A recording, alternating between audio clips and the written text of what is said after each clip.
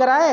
जैसे देखो विकल्प में क्या कह रहा है, 2FeCl2, बोलो पहला वाला बोलो, 2FeCl3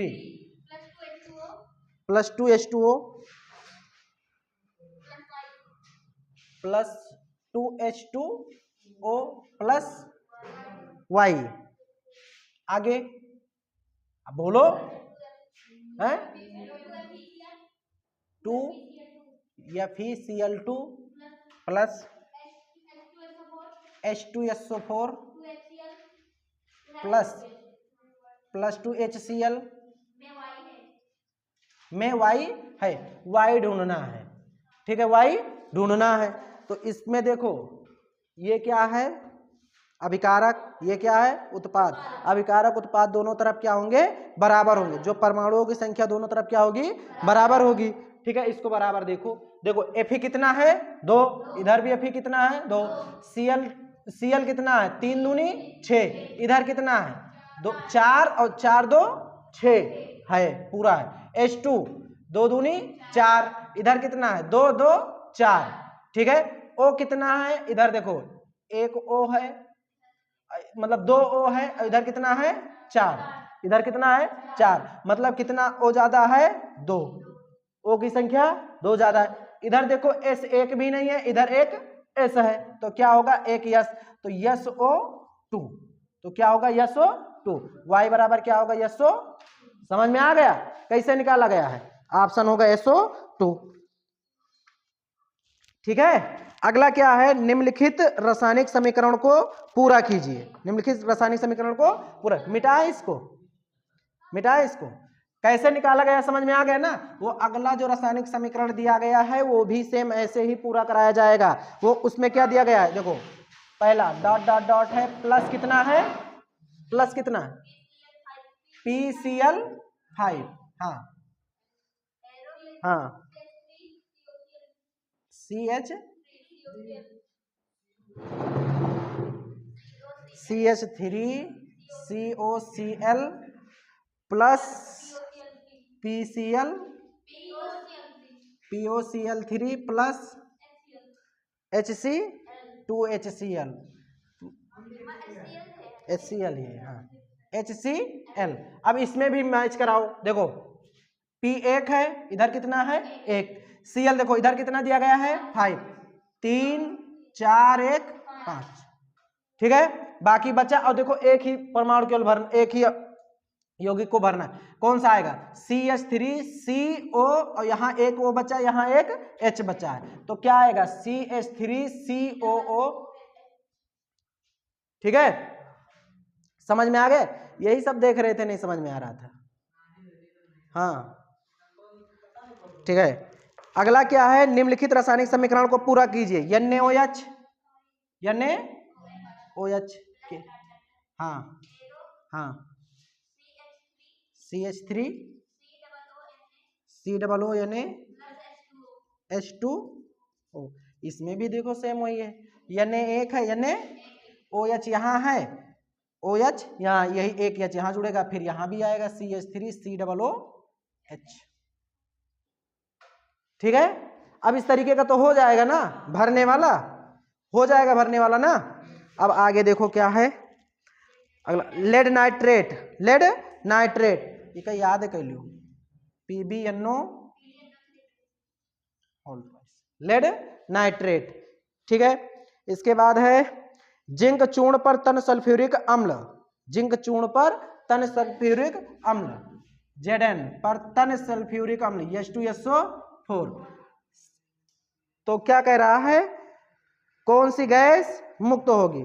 अच्छा ये बताओ, जिंक विद्युत रासायनिक श्रेणी में जिंक क्या है, हाइड्रोजन से ऊपर है, तो हाइड्रोजन से ऊपर स्थित धातुएं मतलब उस अम्ल से हाइड्रोजन गैस को मुक्त करेंगे, तो कौन सी गैस निकलेगी, हाइड्रोजन गैस निकलेगी। ये तो दिया ही गया आंसर, तो कौन सी गैस निकलेगी, हाइड्रोजन गैस निकलेगी, ठीक है। कार्बन को वायु में जलाने पर कार्बन डाइऑक्साइड गैस का बनना उदाहरण है, कौन सा C+O2 CO2, कौन सा उदाहरण है, संयोजन अभिक्रिया का, ठीक है। संयोजन अभिक्रिया का साथ में इस पर दे सकता है दहन अभिक्रिया, कौन सा, दहन अभिक्रिया, ठीक है। अगला Z ZnH2SO4 ZnHSO4 plus H2, ये कौन सी अपक्रिया है? विस्थापन अपक्रिया। ये कौन सी? यही वाला रिएक्शन, ठीक है। तो ZnSO4 प्लस H2 ये कौन सी अपक्रिया है? विस्थापन अपक्रिया है, ठीक है, विस्थापन अपक्रिया। और कौन सा है? Fe2O3 प्लस 2AI, ये भी कौन सी अपक्रिया है? विस्थापन अपक्रिया है, ठीक है। नीचे दी गई अपक्रिया के संबंध में कौन सा कथन असत्य है? 2PbO, इसको छांटो,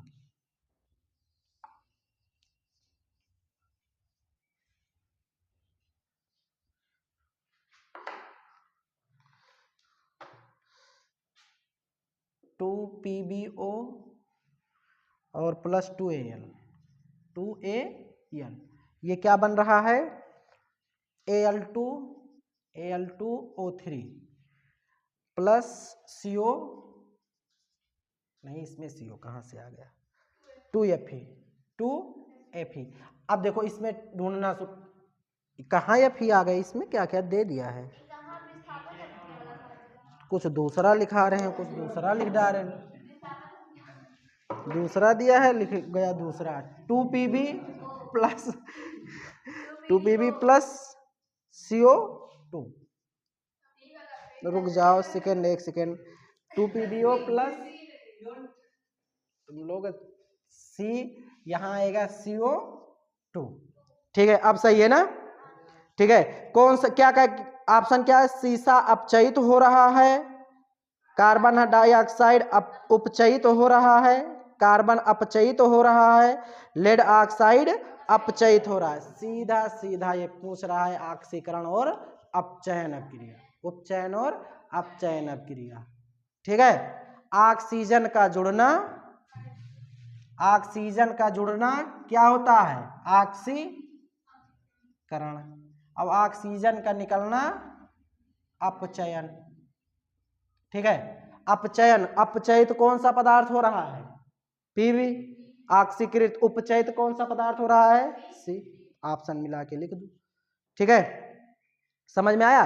तो सीसा अपचयित हो रहा है, कार्बन डाइऑक्साइड उपचयित हो रहा है, कार्बन उपचयित हो रहा है, लेड ऑक्साइड अपचयित हो रहा है, लेड ऑक्साइड अपचयित हो रहा है। तो देखो सीसा कहाँ है?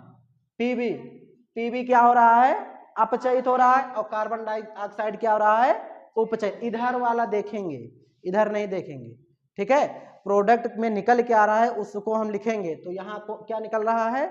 Pb, तो ये क्या हो रहा है? अपचयित, अपचयन हो रहा है इसका ना, तो ये क्या हो रहा है? अपचयित हो रहा है। इसमें कार्बन डाइऑक्साइड में ऑक्सीजन कार्बन में जुड़ा है ना, तो यहाँ क्या हो रहा है? उपचयित, ठीक है। अपचयन उपचयन, ठीक है, तो अपचयन होता है ये, और उपचयन ऑक्सीकरण को कहते हैं, ठीक है। अगला है क्वेश्चन, समझ में आ गया ये वाला ना? निम्नलिखित रासायनिक समीकरण को पूर्ण करने में निम्नलिखित में से कौन सा यौगिक प्रयुक्त होगा? इसको छांट लेना, ठीक है। अगला, ताजा बनाए रखने के लिए तेल के नमूने को लंबे समय तक प्रयुक्त की जाती है, कौन सी गैस प्रयोग की जाती है? हीलियम और नाइट्रोजन एकत्रित, तो सबका पता है, चिप्स पैकेट वाला उदाहरण, ठीक है। निम्नलिखित युग्मों में से कौन सा युग्म प्रतिस्थापन अभिक्रिया देता है?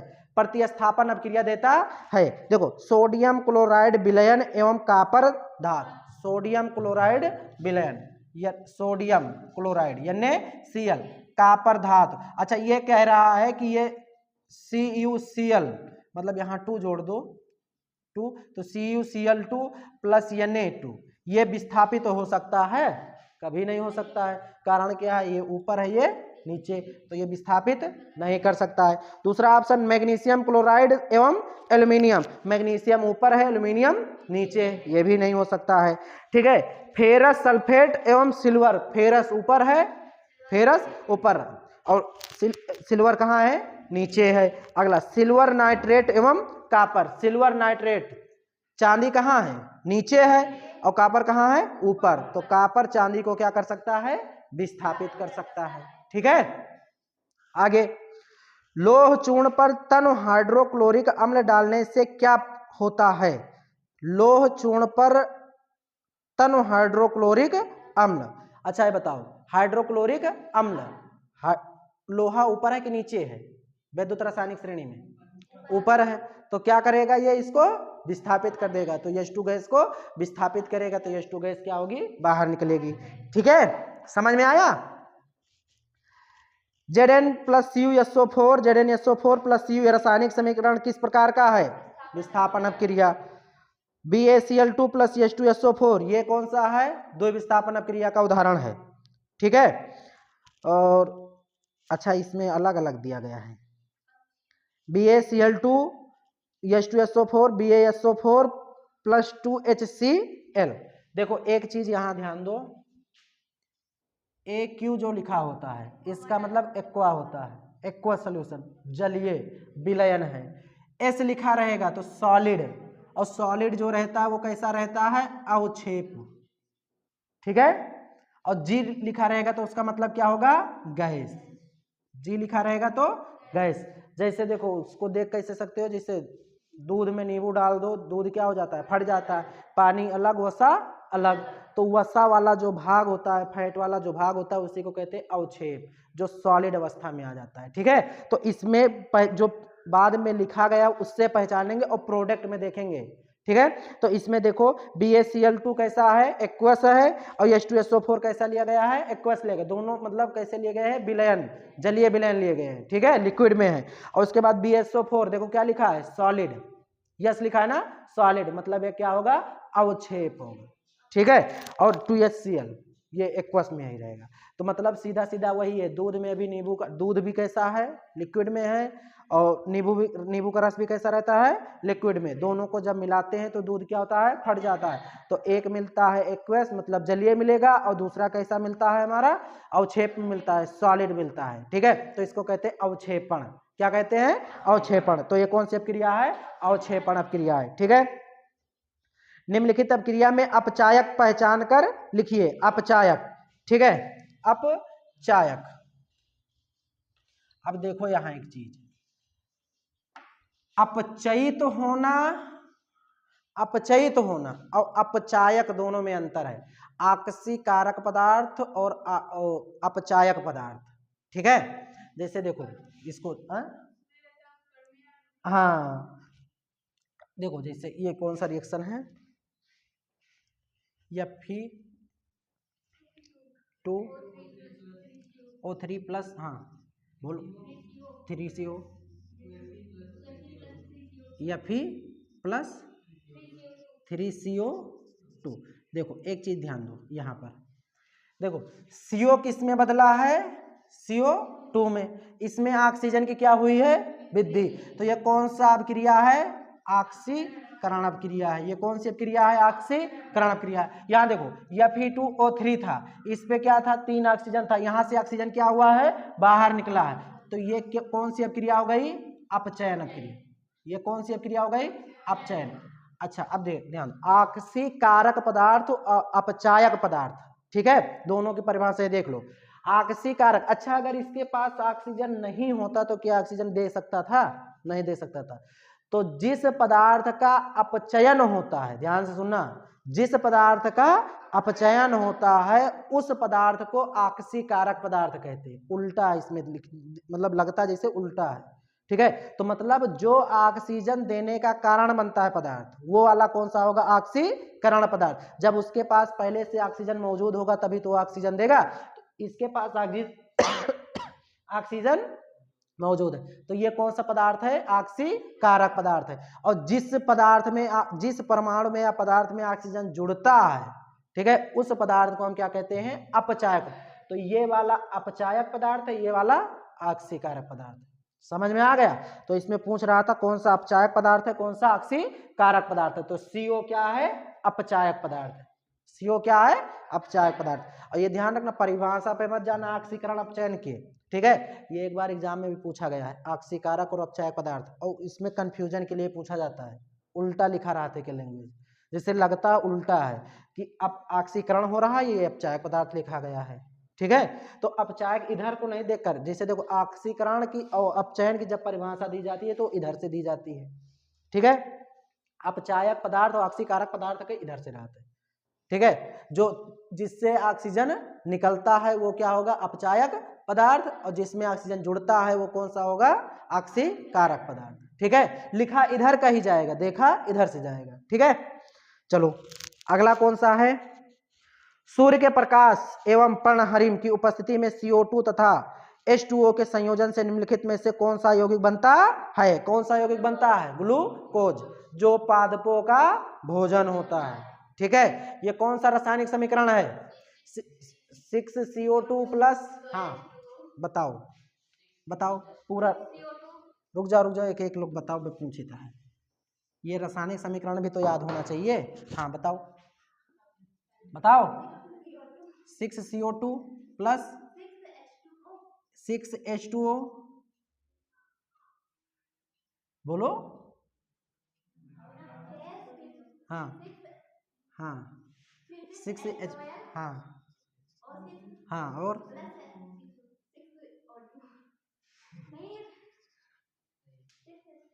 हाँ ठीक है, प्लस क्या निकलता है थोड़ा सा उसमें। ठीक है, यह किस में होता है? सूर्य के प्रकाश, सूर्य का प्रकाश, और क्या होता है? पर्णहरिम, पर्णहरिम, क्लोरोफिल। ठीक है, ये कौन सा रिएक्शन होता है? प्रकाश संश्लेषण। और इसको बार बार बता रहे, जीव विज्ञान में जब भी पूछा जाएगा प्रकाश संश्लेषण, ये रिएक्शन लिखना ही लिखना है, वो चाहे पूछे चाहे ना पूछे। ठीक है, ये लिखना ही लिखना है। ठीक है, तो इसमें क्या बनता है? ग्लूकोज। क्या बनता है? ग्लूकोज। ठीक है, आगे रासायनिक अभिक्रिया CuSO4 या यही बार बार लौट के आ रहा है, प्रतिस्थापन अभिक्रिया। ठीक है, हाँ इसको छोड़ो, आगे देखो, खत्म हो गया। ठीक है, क्वेश्चन पे आओ। ठीक है, क्वेश्चन पे आओ। हाँ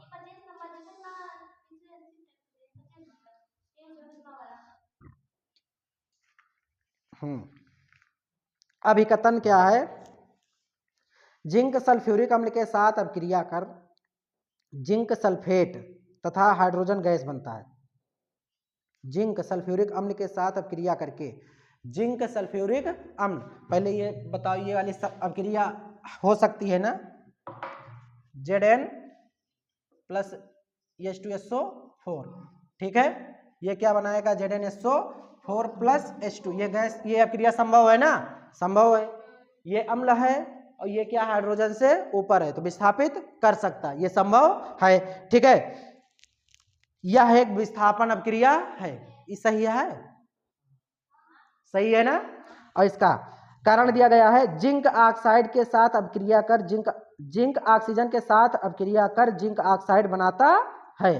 ठीक है, जिंक ऑक्सीजन के साथ क्रिया कर जिंक ऑक्साइड बनाता, यहां जिंक ऑक्साइड तो नहीं बन रही है, ये जिंक सल्फेट बन रहा है ना, जिंक ऑक्साइड तो नहीं है, तो दूसरा वाला गलत है, पहला वाला सही है, केवल ये विस्थापन अभिक्रिया है। ठीक है, समझ में आया? आगे देखो, अमोनिया की मर्क्यूरिक क्लोराइड तथा क्लोरीन के आधिक्य के साथ अभिक्रिया के रासायनिक समीकरण की। अमोनिया का सूत्र क्या होता है? NH3, NH4Cl अमोनियम क्लोराइड का होता है। ठीक है, NH3। ठीक है, इसका किसके साथ कराना है? Mercuric chloride, Hg2Cl2।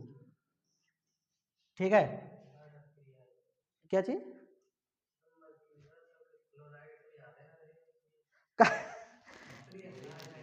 आए देखो, पहली बात तो क्या है कि अब इस तरीके के, हाँ नहीं अब नहीं आती है, कारण क्या है?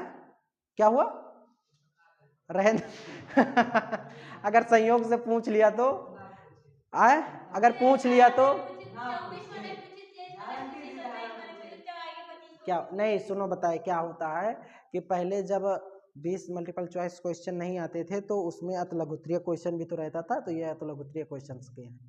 ठीक है, अब परीक्षा सब धीरे धीरे रद्दी कर, चलो इसको रहने दो, फिर चलो इसको रहने दो। अब इस चैप्टर में बचा क्या क्या है, एक तरफ से पढ़ते हैं। संकलन अभिक्रिया, संकलन अभिक्रिया, संकलन अभिक्रिया, हाँ एक या एक से अधिक पदार्थ मिलकर के एक या एक से अधिक पदार्थ मिलकर के एक उत्पाद का निर्माण करते हैं, संकलन क्रिया कहलाती। उदाहरण C+O2 CO2। ठीक है। संकलन, संयोजन, योगात्मक, तीनों एक हैं। संकलन, संयोजन, योगात्मक किसी के नाम से आ सकता है। ठीक है। अगला क्या, संक्षारण। इसको तो सोते हुए याद होना चाहिए तुम लोगों को, हैं? ये एक क्वेश्चन है, हमें लगता है आज मतलब फिर आएगा, 5 पेपर में आएगा, 5 पेपर में आया है, 6ठे में भी आएगा। संक्षारण, इससे सुरक्षा के उपाय। ठीक है, चलो। यसद लेपन करके, यसद लेपन जानते हो? यसद लेपन परत चढ़ाई जाती है। हाँ, परत चढ़ाई जाती है। हाँ, परत चढ़ाई जाती है। ठीक है। अब देखो ये क्वेश्चन आया, ये इस तरीके क्वेश्चन अब मुश्किल है ये वाला जो है। जब लोहे की कील को कॉपर सल्फेट में विलयन में डुबाया जाता है, लोहे की कील, ये सीधा सीधा विस्थापन, प्रतिस्थापन, विद्युत रासायनिक श्रेणी से ही संबंधित है सारे के सारे क्वेश्चन। इस तरीके के क्वेश्चन जब आएंगे कि कलर बदल देता है क्यों, तो कारण क्या रहे कि उससे उसके विलयन से वो क्या कर लेता है, क्रिया कर लेता है, और जो दूसरा रहेगा उसको क्या कर देता है, विस्थापित। जो डाला जाएगा वो अधिक रहेगा। अभी जैसे इसी का उल्टा भी कर सकते हैं कि मतलब फेरस सल्फेट के विलयन में कॉपर की छड़ डाली जाती है। इसको मतलब उस तरीके से लिखा है, इस तरीके से देखो, जब कॉपर सल्फेट के विलयन में लोहे की छड़ डाली जाती है तो विलयन का रंग परिवर्तित हो जाता है, परंतु जब फेरस सल्फेट के विलयन में कॉपर की छड़ डाली जाती है तो कोई परिवर्तन नहीं होता है। क्यों? क्वेश्चन बड़ा होगा। रीजन वही है, विद्युत रासायनिक श्रेणी में फेरस जो है कॉपर से ऊपर है, तो फेरस अधिक क्रियाशील है, कॉपर कम क्रियाशील। अधिक क्रियाशील तत्व कम क्रियाशील तत्व को उसके विलयन से विस्थापित कर सकते हैं। तो कॉपर सल्फेट से अभी जो है कॉपर सल्फेट को कॉपर को विस्थापित कर देगा, विलयन का रंग परिवर्तित हो जाए। लेकिन फेरस सल्फेट से कॉपर फेरस को विस्थापित नहीं कर सकता है, इसलिए विलयन का रंग परिवर्तित नहीं होगा। ठीक है। रीजन सहित लिखना रहेगा, उसमें कहीं ना कहीं विद्युत रासायनिक श्रेणी आना चाहिए, ये क्वेश्चन आता है। ठीक है। कारण के जोड़ 8 में 13 में इंटर में भर भर के आवत है। चलो ये वाला देखो, निम्नलिखित में से उपचयित अपचयित पदार्थों की पहचान कीजिए। देखो बार बार बता रहे, आक्सीकारक पदार्थ, अपचायक पदार्थ अलग है, उपचयित पदार्थ और अपचयित पदार्थ अलग है, ध्यान रखना। ठीक है। कंफ्यूजन इसमें होगा केवल उपचयित पदार्थ और आक्सीकारक पदार्थ। ठीक है, अलग है। ठीक है। आक्सीकारक देखो शब्द से क्लियर हो जाए, शब्द ध्यान दोगे तो शब्द से ही क्लियर हो जाएगा। आक्सीकारक पदार्थ, आक्सीकारक, ऑक्सीजन का कारण जो बनता हो। ठीक है, मतलब जो ऑक्सीजन को बाहर निकालेगा वह पदार्थ क्या होगा, आक्सीकारक।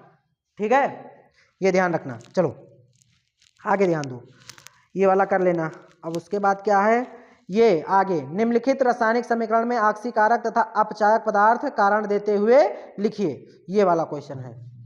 Cu double positive plus Fe, ये परिवर्तित हो रहा है किसमें, CuO, Fe नहीं Zn से दिया है, तो ये परिवर्तित हो रहा है Zn double positive plus Cu। ठीक है। अच्छा एक चीज अगर ये ध्यान दो, इसको अगर ध्यान दिया जाए, SO4 जो होता है इस पर डबल नेगेटिव होता है। क्या होता है, डबल, सल्फेट पर। ठीक है, ये वही तो जुड़ा है, CuSO4 plus Zn, ZnSO4 plus Cu। ये कौन सी क्रिया है, प्रतिस्थापन। ठीक है। और एक चीज ध्यान दो, जब आक्सीकारक पदार्थ की परिभाषा देखो, ऑक्सीजन ध्यान दो, C+O2 ये क्या बनता है, CO2। ठीक है, ऑक्सीजन का योग हो, और दूसरी परिभाषा क्या थी, ऑक्सीजन का योग हो या हाइड्रोजन बाहर निकलता हो, हाइड्रोजन बाहर निकलता हो, या इलेक्ट्रॉन जुड़ता हो, या इलेक्ट्रॉन जुड़ता हो। इलेक्ट्रॉन जुड़ता है ना, कंफ्यूजन है क्या। आक्सीकारक, ऑक्सीकरण जो होती है क्रिया, उसमें क्या क्या होता है, ऑक्सीजन जुड़ता है, हाइड्रोजन निकलता है, हाइड्रोजन निकलता है, और साथ में इलेक्ट्रॉन, ये जुड़ता है कि निकलता है, इलेक्ट्रॉन जुड़ता है कि निकलता है,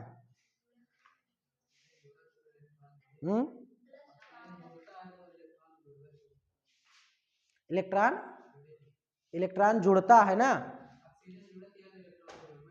नहीं इलेक्ट्रॉन निकलता है, इलेक्ट्रॉन निकलता है। ऑक्सीजन जब योग करता है तो इलेक्ट्रॉन अपने पास लेता है, ठीक है, तो इलेक्ट्रॉन क्या होता है, निकलता है, ठीक है।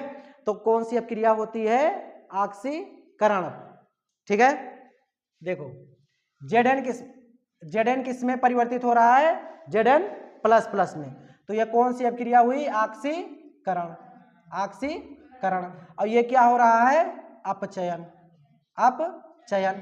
तो ये वाला पदार्थ क्या हुआ, ऑक्सीकारक पदार्थ, ये कौन सा हुआ, ऑक्सीकारक पदार्थ, ठीक है। और ये वाला कौन सा हुआ, अपचायक पदार्थ, ठीक है, अपचायक पदार्थ।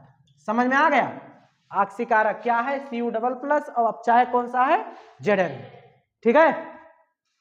रीजन सहित लिख लोगे ना, रीजन सहित लिख लोगे। रीजन इसका क्या होगा,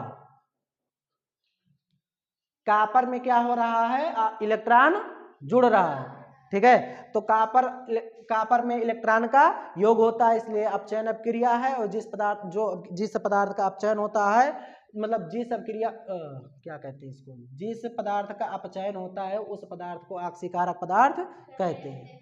बस ये लिखना रहेगा, ठीक है। सेम यही से ऑक्सीकरण में, इसी तरीके से ऑक्सीकरण में, ठीक है। इसमें से इलेक्ट्रॉन बाहर निकलता है, जब इलेक्ट्रॉन बाहर निकलता है तो प्लस आता है, ठीक है। इलेक्ट्रॉन बाहर निकलता है, ऑक्सीकरण अपक्रिया है। ऑक्सीकरण अपक्रिया में जिस पदार्थ का ऑक्सीकरण होता है उसे अपचायक पदार्थ कहते हैं, ठीक है। चलो आगे, अपचयन अपक्रिया क्या है, निम्नलिखित अपक्रियाओं में ऑक्सीकृत तथा अपचयित होने वाले पदार्थों का नाम लिखिए। ऑक्सीकृत और अपचयित, ऑक्सीकृत और अपचयित, जो ऑक्सीजन निकले वो कौन पदार्थ, अपचयित, और जो में ऑक्सीजन जुड़े वो कौन पदार्थ, ऑक्सीकारक, ठीक है। रेडॉक्स अपक्रिया, इसका तो मतलब रट लियो, रट इसे लियो कि टिप्पणी लिखने में आएगा। अपचयन और उपचयन दोनों अपक्रियाएं होती हैं, उसे कौन सी अपक्रिया कहते हैं, रेडॉक्स अपक्रिया कहते हैं, ठीक है। एक उदाहरण तो सबसे इतना, ZnO प्लस CO क्या होगा, CO प्लस Zn, अब बाकायदा बना के लिखना रहेगा, ठीक है।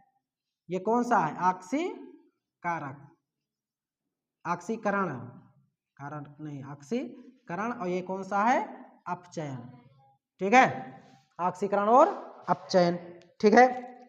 वियोजन, अरे ये हो गया। विस्थापन अपक्रिया, जब अधिक क्रियाशील तत्व कम क्रियाशील तत्व को उसके विलयन से विस्थापित कर देते हैं तो अपचयन अपक्रिया, ठीक है।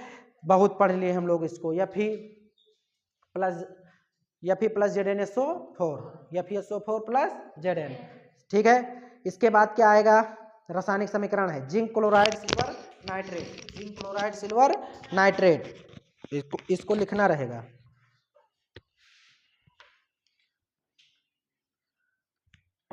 ये भी आता है 4 नंबर के आता है, ठीक है, हाँ हर 4 रहता है, 4 नंबर के आते हैं। जिंक क्लोराइड हर साल आता है, zinc chloride, zinc chloride plus क्या है, जिंक क्लोराइड प्लस सिल्वर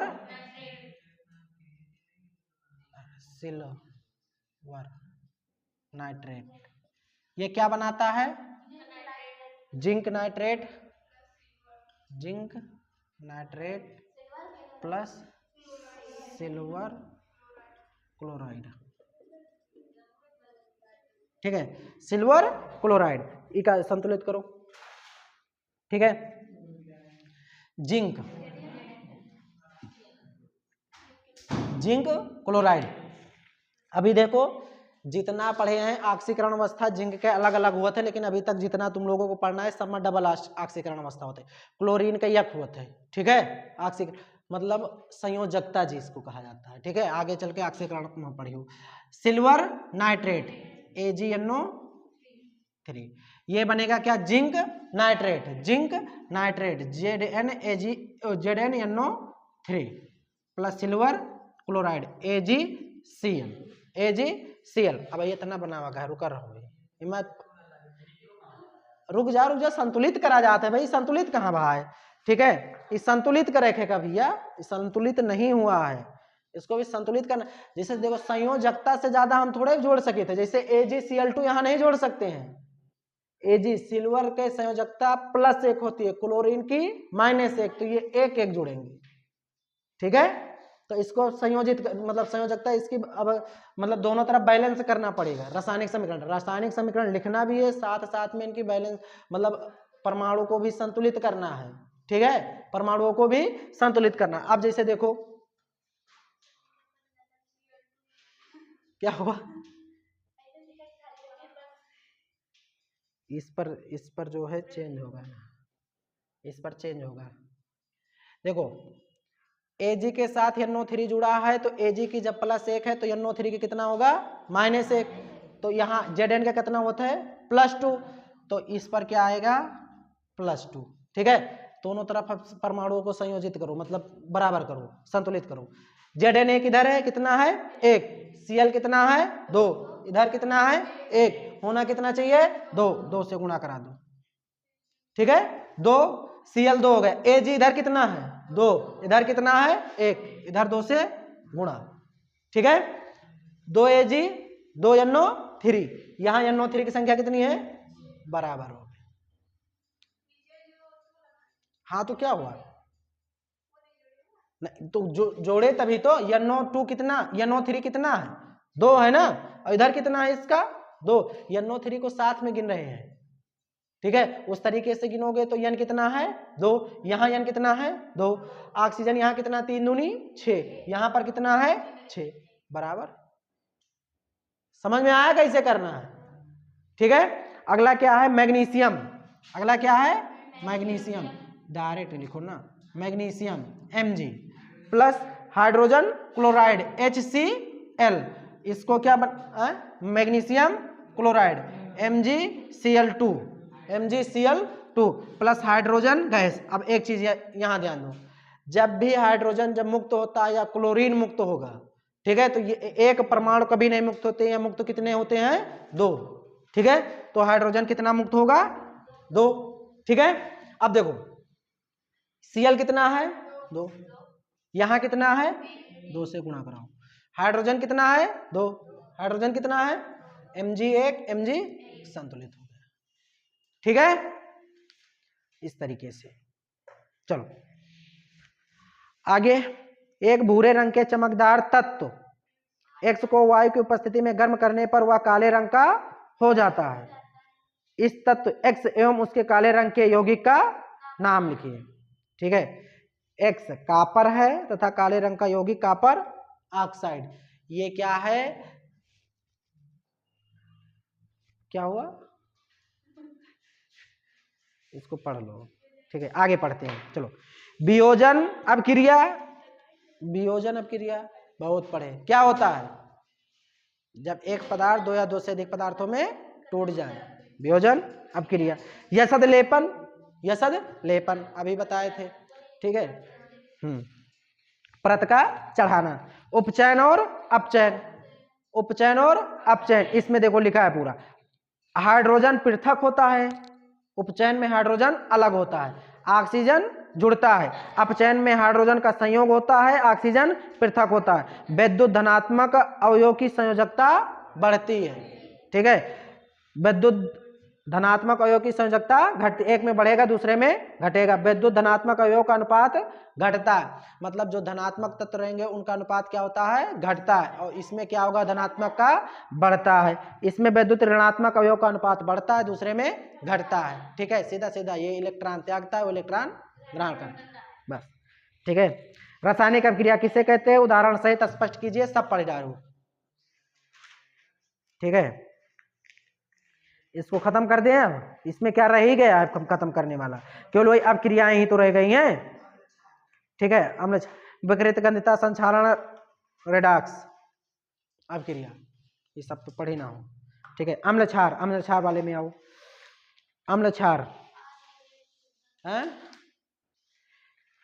चलो तुम बताओ, शून्य pH मान किसका होता है, हाँ, शून्य पर उदासीन होता है ना। पानी का pH मान कितना होता है, 7 होता है। पानी कैसा है, अशुद्ध है। शुद्ध जल का pH मान कितना होता है, सात कैसे हुआ? जब पानी उदासीन है तो शून्य होगा कि सात होगा? ये देख रहे हैं, सबसे ज्यादा जानकार सात होता है, बार बार कह रहे हैं सात होता है। कितना होता है? कितना होता है? सात होता है, कंफर्म है? तो शून्य किसका होता है, अम्ल का कि क्षार का?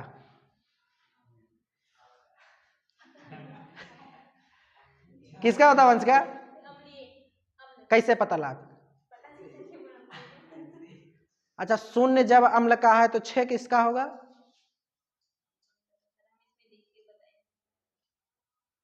छह किसका होगा कांचा?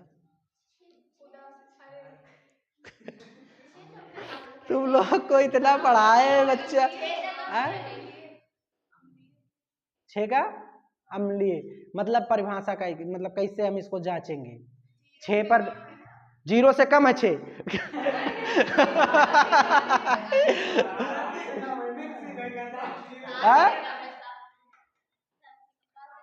सात से कम तो अम्लीय, 7 से अधिक तो क्षारीय, 7 तो उदासीन, 0 ठीक है। इसको तो कम से कम याद रखो बच्चा, नहीं तो तुम लोग सब गुड़ के गोबर कहेगा। मतलब तुम लोगों को एक वो आती है, एक दवा आती है, उसको जैसे भिगो के खाया जाता है, मतलब खाइयो। हाँ हाँ, उसको जैसे अगर मतलब अजीब तरीके से पानी में अगर भिगो दो तो फैलता, मतलब बहुत अजीब है, जैसे वो मतलब कैसे बताएं कैसे लगता है। हाँ मतलब बहुत ज्यादा फूल, जैसे देखो अभी, जैसे देखो मतलब जैसे ये होता है काला जाम, काला जाम, काला जाम अगर अभी जैसे देखो मतलब ज्यादा गर्म रहा है, उसका अगर डाल दो थोड़ा बड़ा बना के, बड़ा सा थोड़ा सा बनाओ, उसको अगर डाल दो, जब फूलता है तो कैसे फटता है, कैसे सब अजीब तरीके से।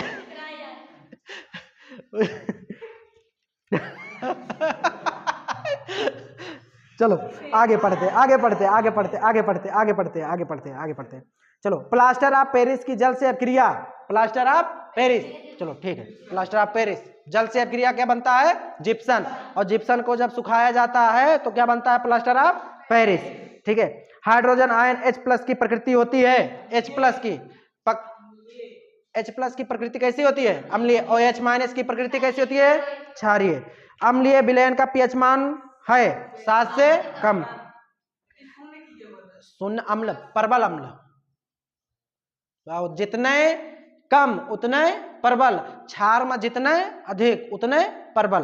देखो क्या होता है, दुर्बल की प्रबल होता है, तुम लोग सुनो, प्रबल दुर्बल नहीं होता, सुनो सुनो बताते हैं।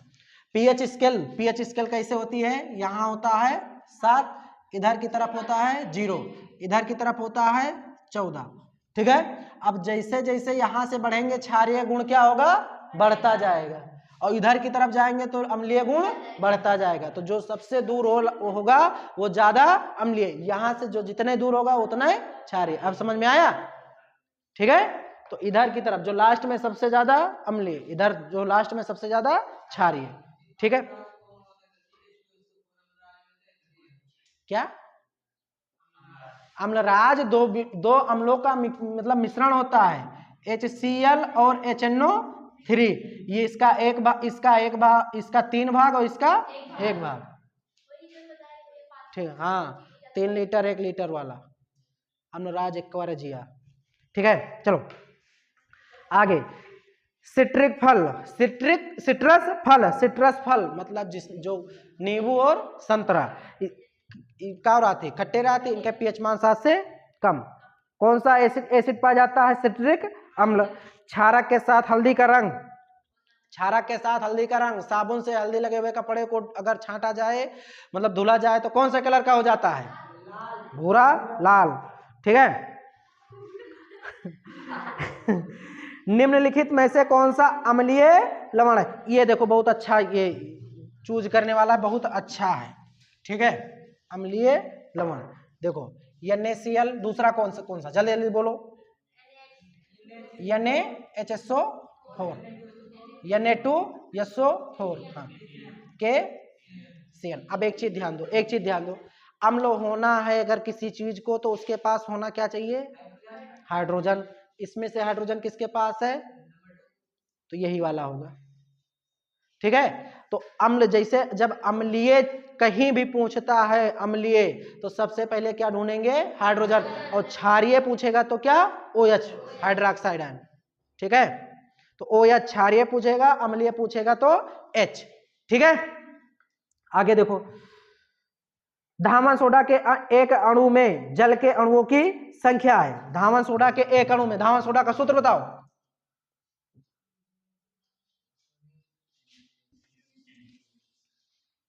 हाँ, वो अलग ही लिखा रहा था, 10H2O।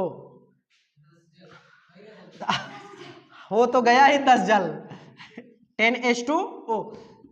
आगे का बताओ, चलो आधा हम बताइए, Na2 आधा बता दिए, बताओ आधा बताओ वंश का।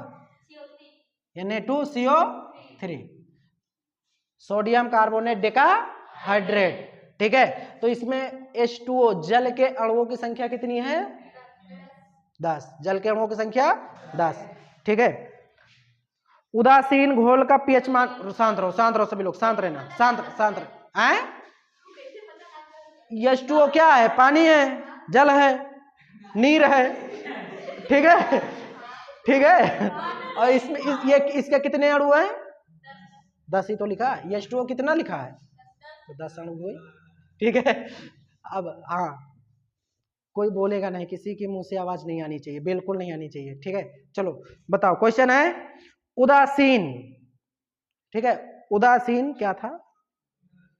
नहीं, उदासीन घोल का pH मान कितना होता है? कैसे पता लगा? नहीं, ऐसे कैसे पता लगे? बीच में उदासीन का नहीं पूछा, उदासीन घोल का पूछा है। हाँ, मतलब पानी तो उदासीन है, घोल मतलब जलीय विलयन की बात कर रहा है सीधा सीधा। ठीक है, चलो आगे चलो। सल्फ्यूरिक अम्ल में अम्लीय हाइड्रोजन परमाणुओं की संख्या है। अम्लीय हाइड्रोजन परमाणुओं की संख्या है।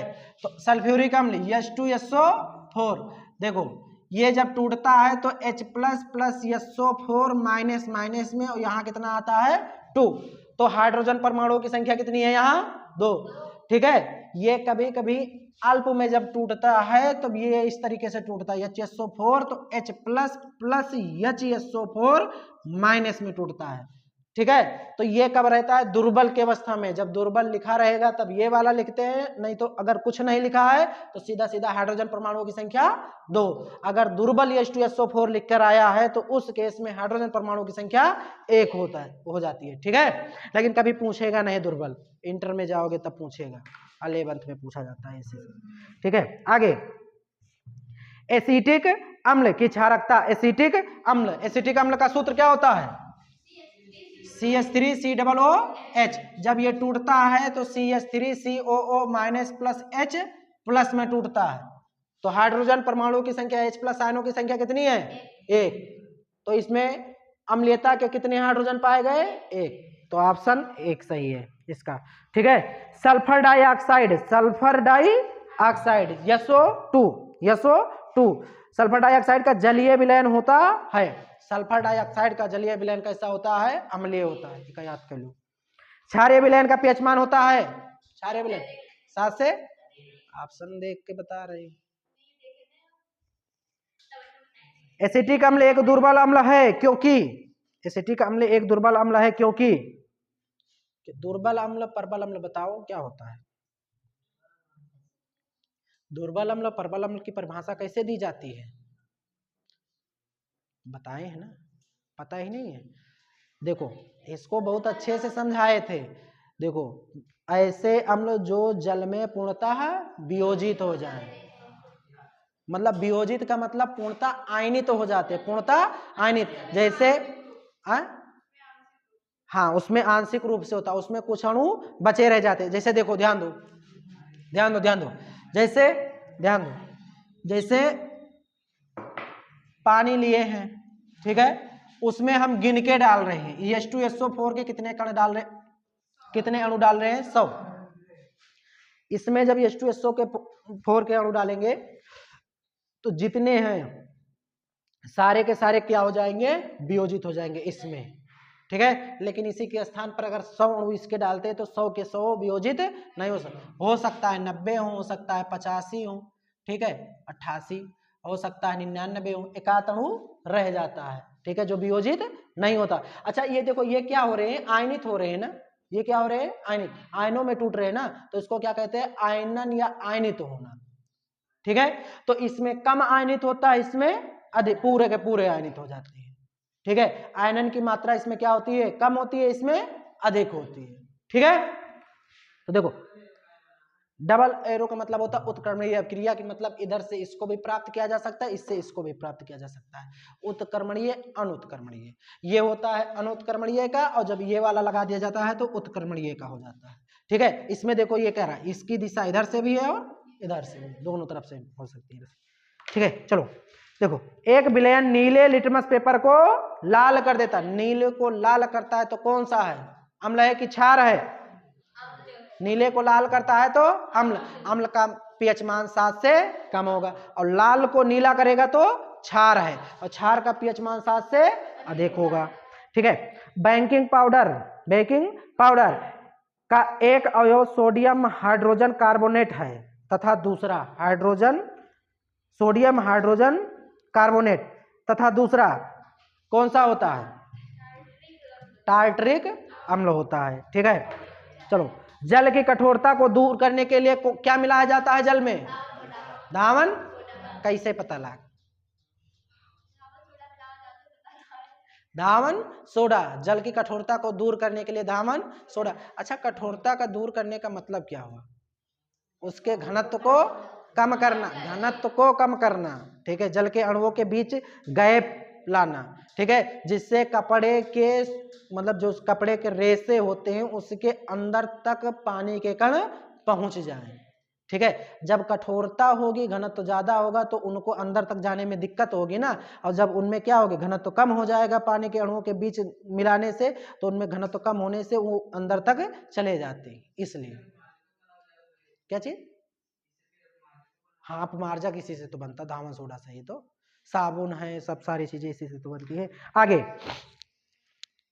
कितना है इसमें, अम्लीय वर्षा के पीएच मान कितना होता है, 5.2। शुद्ध जल का पीएच मान, वही सब बार बार लौट के आ रहा है, H2SO4 का पीएच मान 7 से कम, कैसे पता लगा है,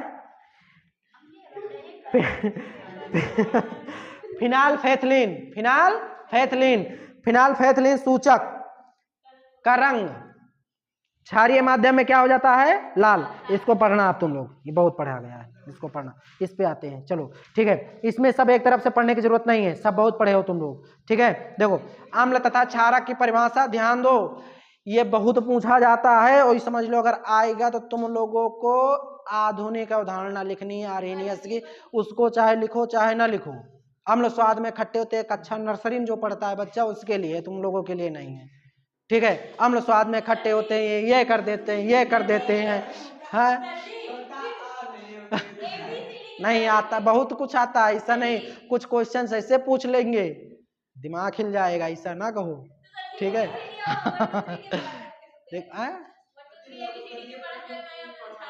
पता उनका बहुत होता है, लेकिन वो क्या करते हैं, स्वाफ नहीं करते हैं, छोटे होते, जिस तरीके से बड़े होते जाते हैं वो लोग स्वाफ करने लगते हैं तो बस गड़बड़ाए जा, ठीक है।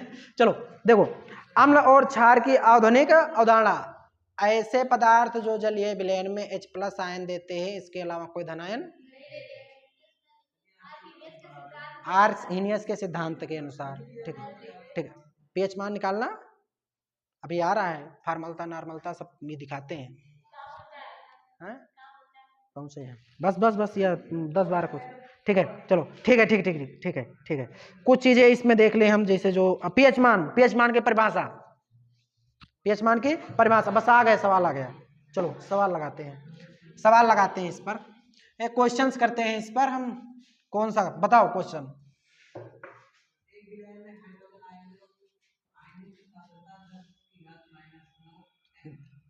(10⁻⁹ N है, हाँ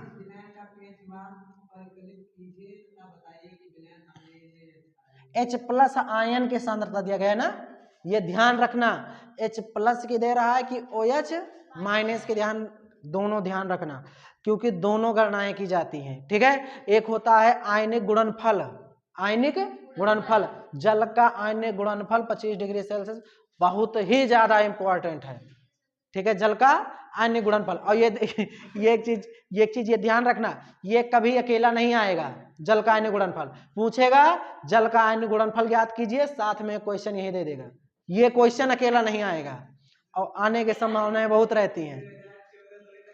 चलो ये क्वेश्चन, चलो ये क्वेश्चन शांत रहो, ये बहुविकल्पीय में आता है, कहीं लिखा होगा बहुविकल्पीय में, ऐसा हो ही नहीं सकता ना आता हो, कहीं लिखा होगा बहुविकल्पीय में। चलो नहीं लिखा है, नहीं लिखा है, आंसर इसका देख के बताने के लिए हम बता रहे हैं, देख के बता देना आंसर कितना आता है इसका, उसके बाद देखा जाएगा, आंसर देख के बता सकते हो, ठीक है। देखो H+ आयन की सांद्रता यहाँ कितना लिखा है, 9 लिखा है ना, pH मान 9 कितना हुआ, कैसा है, क्षारीय, जितना ऋणात्मक में लिखा रहे जितना यहाँ है, ठीक है।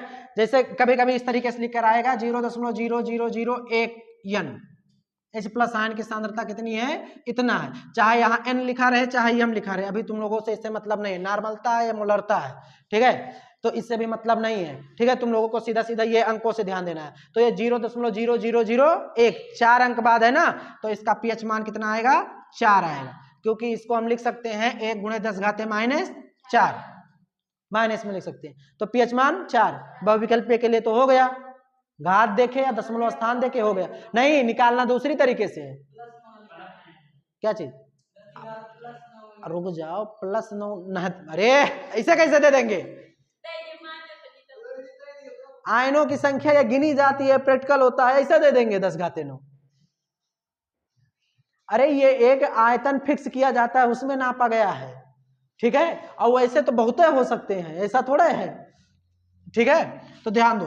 अब चलो इसको एक हल किया जाता है, एक हल करते हैं, देखो H+ आयन की सांद्रता कितनी दी गई, H+ आयन सांद्रता कितनी, 10⁻⁹, pH कितना होता है, -log⁻10 कितना होता है H+ आयन, अच्छा ये -log10, H+ आयन की सांद्रता 10⁻⁹, और देखो log m⁻n दिया है, तो जो घात रहती है वो कहाँ जाती है, आगे, घात रहती है जो आगे, तो ये कितना हो जाएगा log n log m, ठीक है, एक चीज ये, और log अभी हम बेस 10 पे पढ़ रहे हैं, ठीक है, बेस 10 है, log बेस 10, और अगर यहाँ 10 रहेगा तो इसका मान कितना होता है 1, ठीक है, ये दो चीज याद रखना, इन्हीं दोनों चीजों का योग होगा, मतलब यूज होगा, और कोई चीज नहीं है इसमें भी, तुम लोगों में और नहीं यूज करना, ठीक है, ये दोनों चीज, log बेस 10 पर 10 का मान कितना होता है, 1 होता है, और log m⁻n = n log m होता है, जो घात होती है वो आगे आ जाती है, तो यहाँ कितनी 10 की घात कितना है, -9, ये माइनस है, और -9 कहाँ जाएगा, आगे, फिर यहाँ बचेगा कितना, log 10 बेस 10, ठीक है, माइनस माइनस प्लस कितना हो गया 9, और log 10 बेस 10 पर कितना मान होता है 1, तो गुणे 1 बराबर कितना आ गया, आंसर। pH मान कितना आ गया 9, इसकी प्रकृति कैसी होगी, क्षारीय, ठीक है, और कभी कभी क्या होता है, तुम लोगों को जो है OH- आयन देगा तो उसको 10⁻14 से घटाए तब बताओगे, ठीक है, समझ में आया, नहीं समझ में आया, ठीक है, जैसे देखो pH आया है, ठीक है, अब KOH हाइड्रोजन OH- आयन सांद्रता पूछ लिए तो हम बताते हैं, OH- आयन सांद्रता पूछ ले तो KW बराबर क्या होता है, H+ आयन सांद्रता गुणे OH- आयन सांद्रता, और इस OH- और इसका मान कितना हो 10⁻⁻, ठीक है, H+ आयन की सांद्रता हम लोग कितना यहाँ दिया गया 10⁻⁹, और OH-, ठीक है, अब इसको इधर भेज दो तो 10⁻14 बटे 10⁻9 बराबर कितना हो जाएगा OH-, या नीचे घात प्लस माइनस में ऊपर जाएगा तो प्लस में, तो 10⁻14 और प्लस में कितना हो जाएगा 9, OH- आयन 14 में से 9 गया 10⁻5, तो OH आयन की सांद्रता कितनी हो गई 10⁻5, ये चीज, ठीक है, अगर OH- आयन का दिया गया है तो हम पहले pH में चेंज करेंगे फिर pH मान निकालेंगे, ठीक है, जैसे कभी कभी क्या क्वेश्चन में कहेगा ये चीज देगा, जैसे पूछेगा कि एक विलयन जिसके हाइड्रोक्साइड आयन की सांद्रता 10⁻5 है, इसका pH मान ज्ञात करो, हमें किसका सांद्रता नहीं दिया गया है, H+ आयन की, हमें दिया किसका गया है, OH- का। पूछ किसका रहा है, H+ का। pH पूछ रहा है ना, H पे पूछ रहा है, तो पहले इसको इस तरीके से उल्टा इसको कन्वर्ट करते जाएंगे, निकालेंगे 10⁻⁻9, उसके बाद इसको हल करेंगे। समझ में आया? ठीक है, चलो pH मान हो गया। अब इसके बाद क्या आता है, ठीक है, प्लास्टर ऑफ पेरिस, ये सब तो याद ही होगा। ठीक है, सूत्र बताओ। हाफ H2O 3/2 H2O कहाँ चला गया? हाँ, अच्छा चलो शांत, कोई बोलेगा नहीं, ठीक है, कोई बोलेगा नहीं। हम गलत सही सूत्र लिख रहे हैं, हमें पता नहीं है, ठीक है, हमें पता नहीं है कौन सा, हमें प्लास्टर ऑफ पेरिस बिल्कुल पता ही नहीं है क्या होता है, हम सूत्र लिख रहे हैं। ठीक है,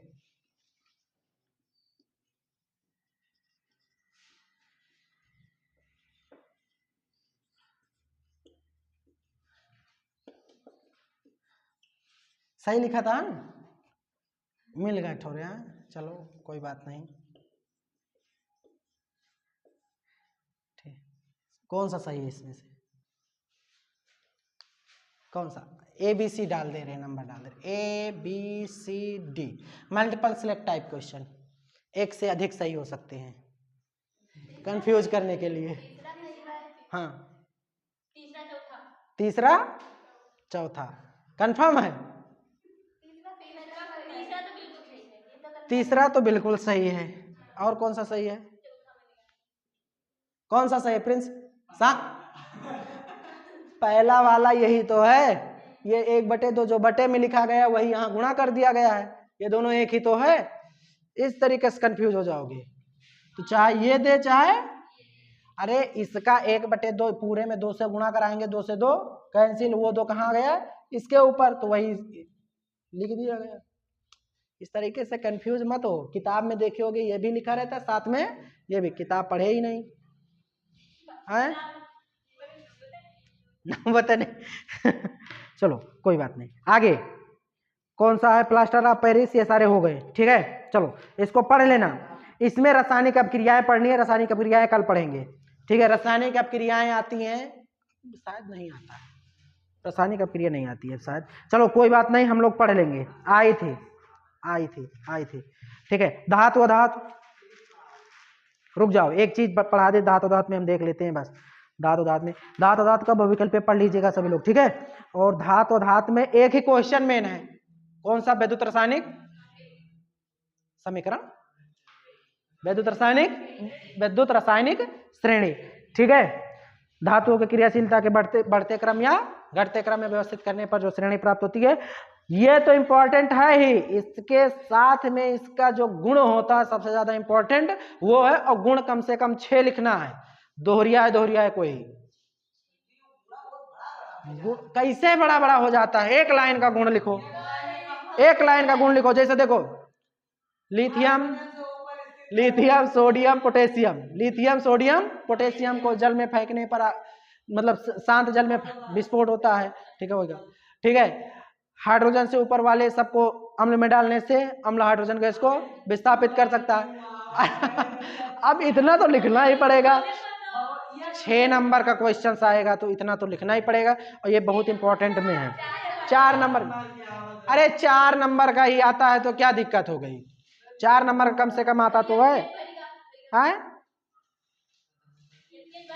बचो अब, बाही वाही बटोर के क्या किया जाता है फिर, ढिसुम ढिसुम कुश्ती चलो ठीक है, चलो खनिज अयस्क, धातु अधातु, ठीक है, ये पढ़ लेना सब।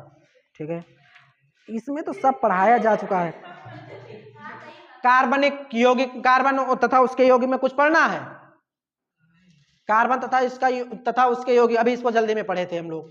ठीक है, क्या कहाँ है, हाँ किसमें का है ये,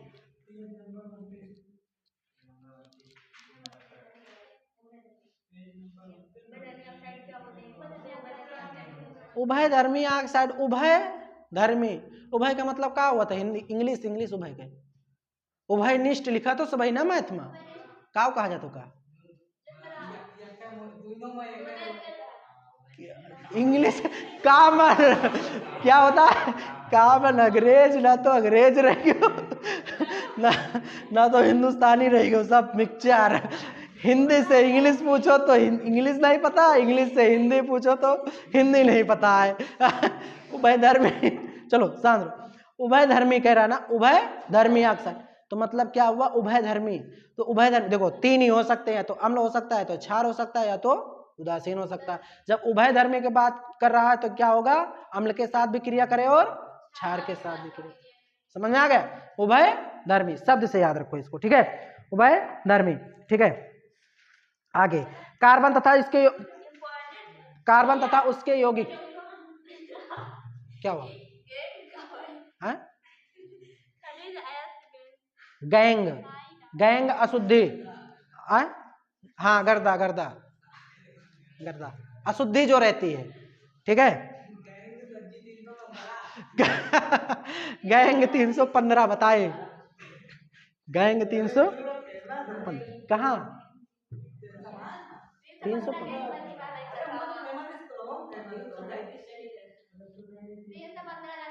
ये कौन सी गैंग है?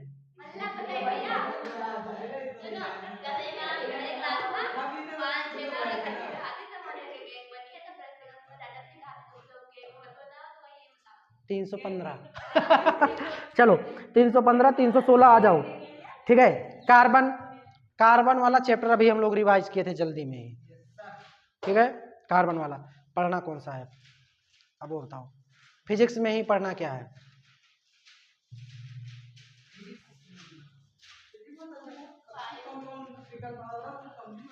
विकल्प ही नहीं तो कहाँ पढ़े थे कहाँ? अच्छा आईपीएससी नाम चलो कौन सा पढ़ना है देखो आईपीएससी नाम चलो इसका रिवाइज कर लो एक बार।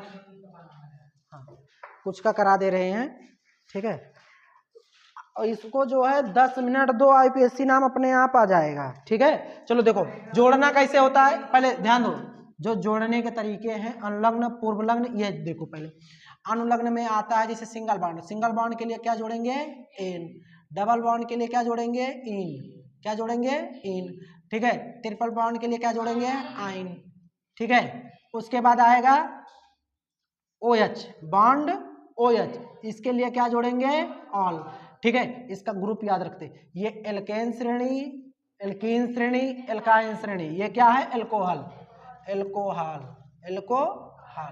ठीक है।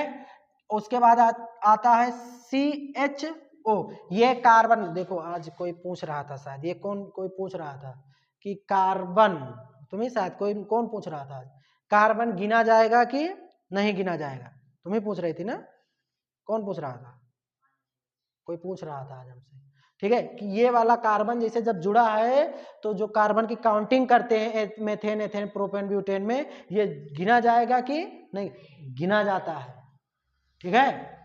ये एक्चुअली में क्या होता है OH जुड़ा होता है तो कार्बन के साथ लिखा जाता है ठीक है।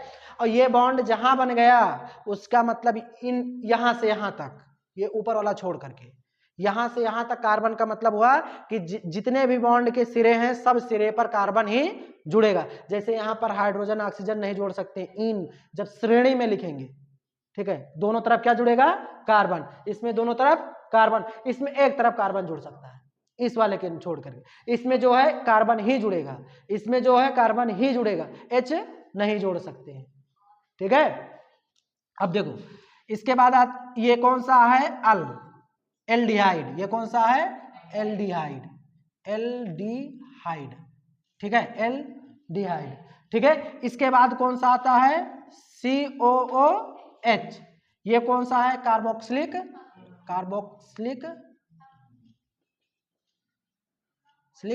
अम्ल ठीक है। इसमें क्या जोड़ते हैं ओइक अम्ल ठीक है ओइक अम्ल। इसके बाद एक और आता है जिसमें इस तरीके से जुड़ा होता है ठीक है इसको इस तरीके से या इस तरीके से लिख सकते हैं ठीक है। ये कौन सा है कीटोन इसका नाम इसलिए लिख दिए हैं कि ये पूछा जाता है। इसमें क्या जोड़ते हैं? ऑन। ठीक है, ये बस इतना है तुम्हारे सिलेबस में। ठीक है, ठीक है, पूछा जाता है 4 क्रियात्मक समूह के नाम। ठीक है, एल्कोहल, एल्डिहाइड, कार्बोक्सिलिक अम्ल, कीटोन। और जब ये पूछेगा तो बाकायदा ये टेबल बना के लिखना है। ठीक है, टेबल बना के इसी तरीके से एल्कोहल OH आल, एल्डिहाइड CHO अल, कार्बोक्सिलिक अम्ल COOH ओइक अम्ल, कीटोन CO ऑन। ये बाकायदा इतना बना के लिखना है। 4 नंबर में ही पूछा जाता है। ठीक है, 4 नंबर में पूछा जाएगा क्रियात्मक समूह किसे कहते हैं, कि नहीं 4 क्रियात्मक समूहों के नाम लिखिए। इस तरीके से आएगा क्वेश्चन। ठीक है, तो समझ में आ गया जोड़ना कैसे है। ठीक है, अब जैसे देखो सबसे पहले, और एक का सीखना है, एक का जैसे होता है वैसे चाहे 1000 लिख दिया जाए, सब का एक जैसे होता है, कोई परिवर्तन नहीं है। जैसे देखो C सब तरफ H लगा दिए, कार्बन की सबसे पहले क्या जोड़ते हैं, कार्बन की संख्या गिनते हैं। कार्बन की संख्या 1, तो 1 के लिए मेथ प्लस N, एक बॉन्ड वाला है तो क्या N, तो ये क्या हो जाएगा मेथेन। ठीक है, ये क्या हो गया मेथेन। इसी को अगर छोड़ करके हम लिख देते हैं यहाँ, मतलब हटा करके इस पर हम क्या लिख देते हैं इस तरीके से। अब कार्बन की संख्या 2, कार्बन कार्बन के बीच एकल बंध, तो 2 कार्बन के लिए एथ, और सब सिंगल बंध है ना, तो एन, तो क्या हो जाएगा एथेन। ठीक है, इसी को हटाओ, यहाँ OH जोड़ दिए। क्या जोड़ दिए OH, क्या जोड़ दिए, कार्बन की संख्या 2, तो 2 के लिए क्या आएगा एथ, कार्बन कार्बन के बीच एकल बंध के लिए क्या आएगा एन, प्लस OH जुड़ा है ना, OH के लिए क्या आएगा ऑल, तो क्या आएगा ऑल, तो क्या हो जाएगा एथेनॉल। ठीक है, एथेनॉल। क्या हो गया, क्या हंस रहे हो हैं? और इसी में और देखो, इसी में एक ही में सब बताए दे रहे हैं। ठीक है, यहां जोड़ दिया क्या COO। अब ध्यान दो, इसी में है सबसे अच्छा, ये इस तरीके से बनकर आएगा या ये इस तरीके से बनकर आएगा, C double bond OH। Carbon की स्ट्रक्चर जब बनाने के लिए आएगा तो इस तरीके से बनाएंगे। ये COOH जो लगा होता है, एक कार्बन से डायरेक्ट ऑक्सीजन जुड़ा होता है और दूसरा OH के साथ जुड़ा होता है। ठीक है, सिंगल बॉन्ड के साथ। कार्बन की संयोजकता कितनी होती है 4, 4 से ज्यादा बना भी नहीं सकते, ये भी ध्यान रखना है। ठीक है, कार्बन की संख्या कितनी है 3, कार्बन की संख्या 3, 3 के लिए प्रोप, 3 के लिए प्रोप। और देखो प्रोप, कार्बन कार्बन के बीच देखो दोनों जगह क्या है एकल बंध, तो क्या आएगा, और इसके लिए क्या जोड़ा जाएगा ओइक, क्या हो गया प्रोपेनोइक अम्ल, प्रोपेनोइक अम्ल। अब एक चीज ध्यान दो, ये इधर से भी पूछा जाता है, इधर से भी पूछा जाता है, तो तोड़ने का तरीका शुरू से। ठीक है, पहले तोड़ेंगे क्या प्रोप, फिर एन, फिर ओइक अम्ल, और वैसे जैसे एक एक तोड़े हैं, जैसे यहां लिख रहे थे जैसे, उसी क्रम में विपरीत। पहले प्रोप कै कार्बन 3 कार्बन, फिर एन कार्बन कार्बन के बीच एकल बंध, ओइक अम्ल के लिए तीसरे वाले कार्बन पर सब जोड़ दिए, उसके बाद सबकी संयोजकता हाइड्रोजन से पूरी कर देंगे। ठीक है, बस हो गया, समझ में आ गया। कीटोन वाला यहीं पर क्या आ जाएगा, मान लो कीटोन वाला क्या हो जाएगा CH3, कितने कार्बन 3, 3 के लिए क्या आएगा प्रोप, 3 के लिए सब कार्बन के बीच यहाँ क्या आएगा ऑन, प्रोपेनॉन, क्या आएगा प्रोपे, ठीक है प्रोपेनॉन। ठीक है, जैसे जैसे ये अनुलग्न दिए गए सारे जोड़ते चले जाएंगे। ठीक है, हाइड्रोजन को छोड़ के अगर क्लोरीन ब्रोमीन आयोडीन आता है तो उनका नाम पहले लिखेंगे। ठीक है, क्लोरोप्रोपेनॉन और फ्लोरोप्रोपेनॉन, इस तरीके से आगे से जोड़ दिया जाएगा। ठीक है, इसको जितना कितना दिया गया है इसमें 30, 3, 33, 2 नहीं आएगा, 3 बंद 1 बंद रहेगा तो 3 बंद वाला लिखा जाएगा, 1 बंद का कहाँ लिखा जाता है, 1 बंद का कहाँ लिखा जाता है आइन लगता है तब। हाँ, गिन के लिखा जाता है। अच्छा, गिन के लिख लो, गिन के लिख लो, गिन के लिखो, गिन के, ठीक है।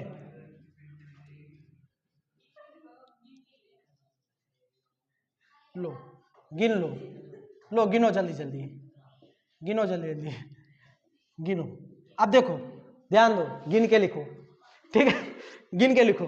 देखो, अब देखो यहाँ दोनों चीज एक में ही कर दी, क्लोरीन भी लगा दिए और साथ में डबल बॉन्ड भी लगा दिए। अब देखो इसमें गिनती डालना किधर से है, तो जिधर से डबल बॉन्ड नजदीक होगा गिनती उधर से। अभी जैसे ये डबल बॉन्ड नहीं होता तो क्लोरीन इधर से दूसरे नंबर पर आ रहा था ना, तो गिनती इधर से शुरू करते। लेकिन इस समय क्या है, इसमें डबल बॉन्ड मौजूद है, तो डबल बॉन्ड जिस कार्बन से गिनती में जिस तरफ से नजदीक आएगा गिनती उस तरफ से गिनी जाएगी। तो कार्बन 1 2, दूसरे कार्बन पर इधर से 1 2 3 4, तो नजदीक इधर से ना, तो गिन लो 1 2 3 4, ठीक है। लिखना शुरू कर दो।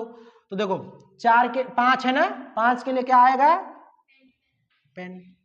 कार्बन कार्बन के बीच देखो एक बार डबल बॉन्ड, तो डबल बॉन्ड किस नंबर के कार्बन पर, 2, तो 2 प्लस इन। अब पीछे वाला तो खत्म, ये आया है क्लोरीन फ्लोरीन ब्रोमीन आयोडीन, ये सब आएंगे तो कहां लिखे जाएंगे, आगे। किस नंबर के कार्बन पर है, 4, क्या है, तो 4 क्लोरीन, 4 क्लोरीन नहीं, क्लोरो, क्लोरो फ्लोरो ब्रोमो आइडो, इस तरीके से लिखा जाएगा।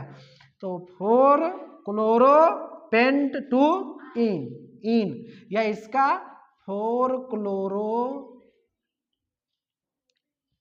2 पेंटीन, शैम्पू लगा के बाल धो लो, ठीक है। साफ हो गया, सब बह तो नहीं गया पानी के साथ। चलो, क्या हुआ, हाँ तो वही तो क्या, पानी डाले बह गया, पेंटीन 4 क्लोरो पेंटीन, ठीक है, समझ में आ गया, ठीक है। चलो इसको कर लेना, लेकिन आज तुम लोग इतना होमवर्क में है, पूरा IPSC नाम, ठीक है। अब आते हैं फिजिक्स, पूरा केमिस्ट्री खत्म।